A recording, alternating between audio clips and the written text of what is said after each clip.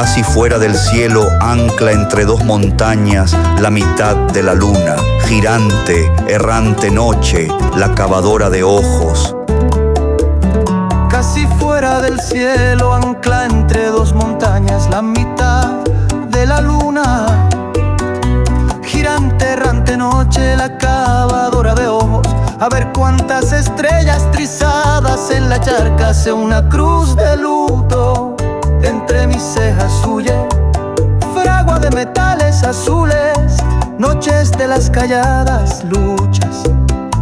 Mi corazón da vuelta como un volante loco. Niña venida de tan lejos, traída de tan lejos.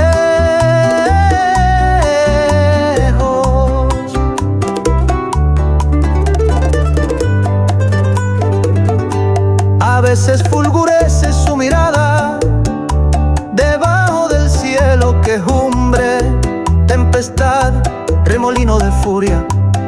Cruza encima de mi corazón sin detenerte. Viento de los sepulcros acarrea, destroza, dispersa tu raíz soñolienta.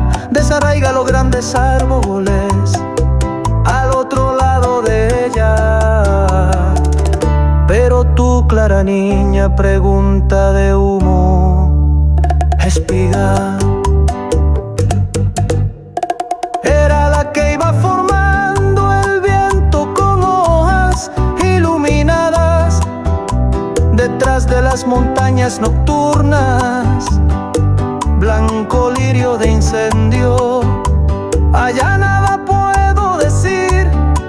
Era hecha de todas las cosas, ansiedad que partiste mi pecho a cuchillazos.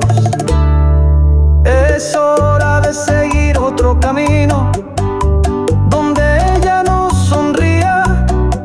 Tempestad que enterró las campanas, turbio revuelo de tormentas. ¿Para qué tocarla ahora? ¿Para qué entristecerla? Ay, seguir el camino que se aleja de todo, donde no está atajando la angustia, la muerte, el invierno con sus ojos abiertos entre el rocío.